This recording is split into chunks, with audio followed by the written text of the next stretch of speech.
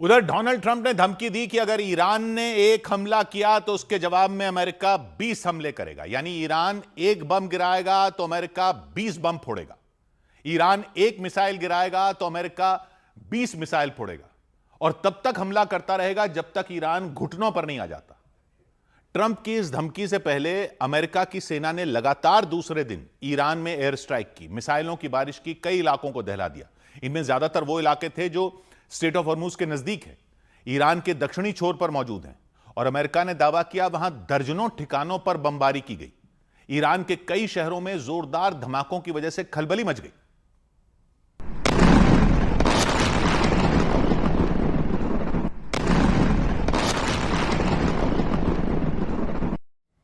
America और Iran ने पिछले महीने की 17 तारीख को एक समझौते पर दस्तखत किए थे। यह तय किया था कि लड़ाई खत्म करने के लिए बातचीत करेंगे, बैठक करेंगे, चर्चा करेंगे और शांति का रास्ता निकालेंगे।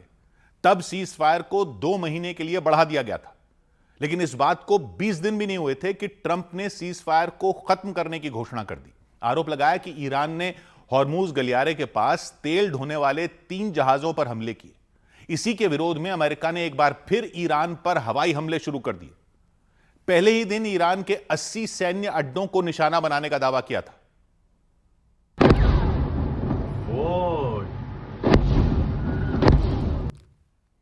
अमेरिका ने हमला किया तो ईरान ने भी पलटवार करने में देर नहीं लगाई।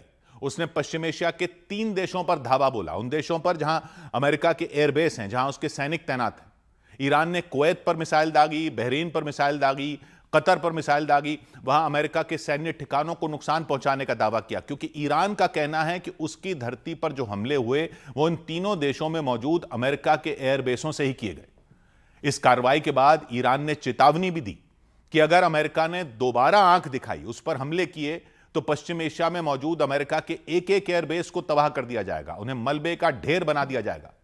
लेकिन ईरान की इस चेतावनी का अमेरिका पर कोई असर नहीं हुआ। उसने लगातार दूसरे दिन अटैक किया। रात के अंधेरे में ईरान पर खतरनाक मिसाइलों की बौछार कर दी।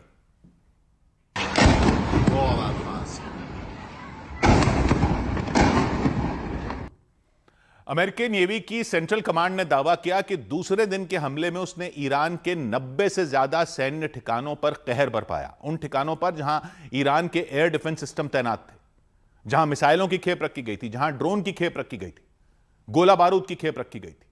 ये हमले ईरान के दक्षिणी हिस्से में किए गए, स्ट्रेट ऑफ हॉर्मुज और उसके आसपास के इलाकों में किए गए। ईरान के बुशर प्रांत पर हमला हुआ, किस्म द्वीप पर हमला हुआ, बंदर अब्बास पोर्ट पर हमला हुआ, चाबहार पोर्ट पर हमला हुआ। चाबहार पोर्ट पर तो भारत भी एक टर्मिनल बना रहा है। इन हमलों के बाद डोनाल्ड ट्रंप ने दावा किया अमेरिका की फौज ने ईरान को तगड़ी चोट दे दी। उसके एक हमले के जवाब में उस पर 20 हमले कर दिए। इसके साथ ही उन्होंने एक बार फिर ईरान को ललकारा, साफ किया कि उसके खिलाफ सैन्य कार्रवाई जारी रहेगी। धमकी दी कि ईरान के हर हमले के बाद उसके जवाब में अमेरिका 20 गुना ज्यादा ताकत से प्रहार करेगा। इस सबके बीच डोनाल्ड ट्रंप ईरान के पड़ोसी देश तुर्की की यात्रा पर पहुंचे तो वहां अचानक उन्हें अपना विमान बदलना पड़ा, दूसरे विमान से यात्रा करनी पड़ी। बीते कुछ दिनों से ट्रंप उस विमान का इस्तेमाल कर रहे थे जो कतर ने उन्हें गिफ्ट किया था, तोहफे में दिया था। उस आलीशान विमान की कीमत हजारों करोड़ों में बताई गई। उसी विमान से वो तुर्की पहुंचे, लेकिन जब वहां से वो रवाना हुए तो दूसरे विमान का इस्तेमाल किया।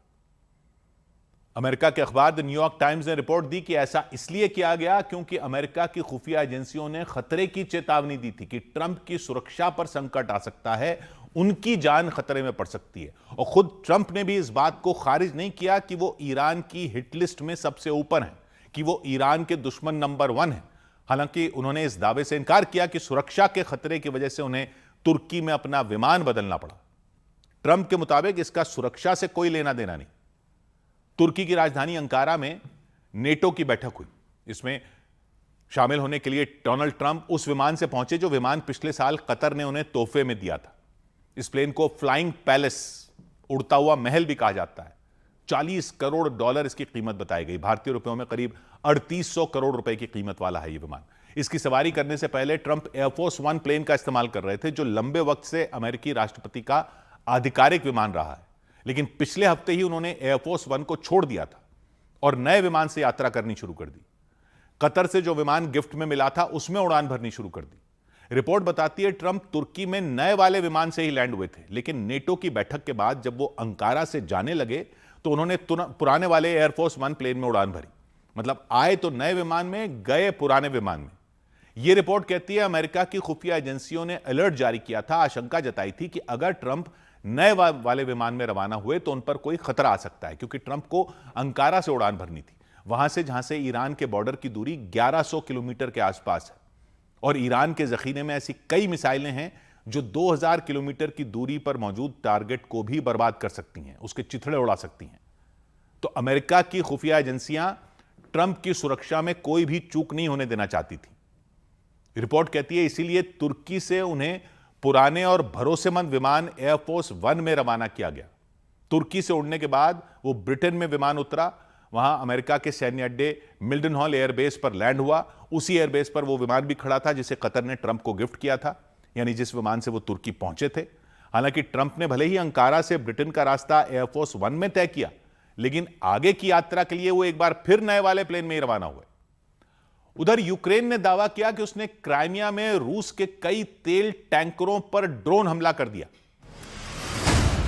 यूक्रेन ने क्राइमिया में रूस के कई तेल टैंकरों पर ड्रोन से हमला करने का दावा किया।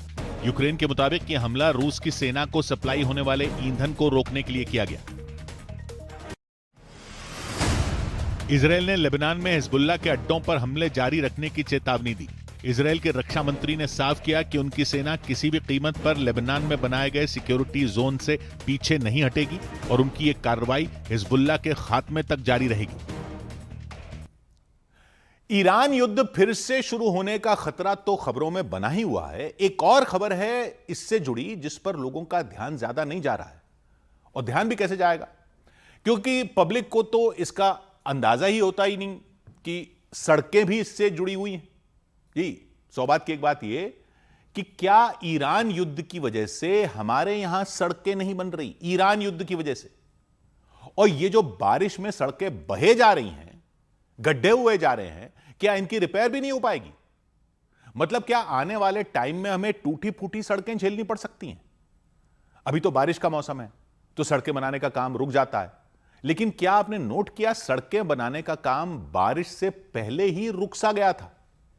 गड्ढे वगैरह भी भरना, बाकी रिपेयरिंग भी धीमी पड़ गई थी। और सबसे बड़ी चिंता तो यह कि खड़ी हो गई कि बारिशों के बाद क्या हाल होगा। क्या सड़कें भी कच्चे तेल से बनती हैं? ये भी कच्चे तेल से ही बनती हैं, कच्चे तेल से बनती हैं। ये काला काला जो गाढ़ा सा लिक्विड होता है ना सड़क बनाने वाला, वो कच्चे तेल से ही निकालते हैं पब्लिक। हालांकि इसको तारकोल या कोलटार कहती है, लेकिन वो कोलटार या तारकोल नहीं होता। तारकोल तो कोयले से बनता है। सड़क जिससे बनाते हैं वो असल में बिचुमिन होता है, जो तारकोल जैसा ही दिखता है। कच्चा तेल जब रिफाइनरी में जाता है तो वहां उसे गर्म करके सबसे पहले हल्की चीजें निकाल ली जाती हैं। पेट्रोल निकाल लेते हैं, डीजल निकाल लेते हैं, केरोसिन निकाल लेते हैं, एलपीजी भी उसी से निकलता है। फिर जो सबसे भारी और चिपचिपा हिस्सा बचता है वही बिचुमिन बन जाता है। ये काला गाढ़ा और चिपकने वाला पदार्थ होता है। देखा होगा आपने, ताजा सड़क बनने पर जूतों में और टायरों में चिपक जाता है। सड़क बनाने में पत्थर, बजरी और मिट्टी को एक साथ जोड़ने का काम यही करता है। बिना बिचुमिन के सड़क मजबूत नहीं बन पाती। तो सड़क की मरम्मत भी इसी से करते हैं, गड्ढे भी इसी से भरते हैं। और यह है ही नहीं, मतलब भयंकर शॉर्टेज चल रही है इसकी। भारत में हर साल सड़कें बनाने और मरम्मत करने के लिए करीब 90 लाख टन बिचुमिन की जरूरत पड़ती है। भारत में जो रिफाइनरियां हैं वो करीब 54 लाख टन ही बिचुमिन बना पाती हैं। बाकी 36 लाख टन यानी 30-40% बिचुमिन विदेश से मंगाना पड़ता है। और यह हमारे यहां इराक से आता है, यूएई से आता है, ईरान से आता है, ओमान से आता है, यानी स्ट्रेट ऑफ हॉर्मुज से ही होकर आएगा। फरवरी के आखिर में ईरान में युद्ध शुरू हुआ, तब से वो रास्ता बंद है। तो बड़ी दिक्कत तो कच्चे तेल की है, गैस की है। बिचुमिन का नंबर तो वैसे ही बाद में आएगा। फिर जंग होने के आसार बनने लगे हैं तो कच्चे तेल के दाम फिर बढ़ने शुरू हो गए। और पेट्रोल डीजल के दामों का तो सवाल है ही, बिचुमिन के दाम तो डबल हो चुके हैं। पहले बिचुमिन की कीमत थी 40,000 रुपए टन, युद्ध के बाद से हो गई है 80,000 रुपए टन, और भी बढ़ने के आसार बताए जा रहे हैं। और जो कच्चा तेल आ रहा है उससे हमारी रिफाइनरियों से जो बिचुमिन निकल रहा है वो डबल रेट का हो गया। और बाहर से जो आ रहा था वो तो आना ही कम हो चुका है, यानी शॉर्टेज भी जबरदस्त चल रही है और जो है वो डबल रेट का मिल रहा है।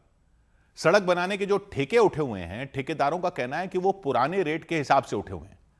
डबल रेट पर बिचुमन लेकर वो सड़क बना ही नहीं सकते, और बनाना भी चाहें तो सप्लाई ही उतनी नहीं है। खासकर छोटे ठेकेदार जो प्रधानमंत्री ग्राम सड़क योजना जैसी योजनाओं के तहत गांवों की सड़कें बनाते हैं या गड्ढे भरते हैं, वो तर्क दे रहे हैं कि उनके लिए तो काम जारी रखना ही मुश्किल हो गया है।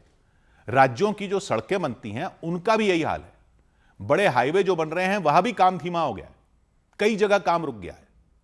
बड़े हाईवे बनवाने वाली अथॉरिटी NHAI भी बिचुमन की सप्लाई बनाए रखने की कोशिश कर रही है, लेकिन बड़ी समस्या तो यह बनी हुई है। भारत ने वैसे बायो बिचुमन बनाने का काम भी शुरू कर दिया है। धान के भूसे से इसको बनाना शुरू किया गया है। जनवरी में प्रोडक्शन शुरू हो चुका है, लेकिन साल का 90 लाख टन जो चाहिए उसमें तो अभी ये तड़के जितना ही बन रहा है। आने वाले सालों में जरूर इससे शायद राहत मिल जाए, लेकिन अभी तो वही कच्चे तेल से निकलने वाला बिचुमन ही चाहिए होगा। यानी ये जो युद्ध हुआ है इस साल, इसने सड़क पर चलने वाली गाड़ियों पर ही संकट नहीं खड़ा किया है, सड़कों पर ही संकट खड़ा हो गया है। गड्ढे तो वैसे ही हुए जा रहे हैं जैसे हर साल होते हैं, बारिश में सड़कें वैसे ही बह जा रही हैं जैसे बहती हैं। बिचुमन का हाल ऐसा ही रहा तो अब ये गड्ढे जल्दी से भरने वाले भी नहीं है। 100 बात की एक बात।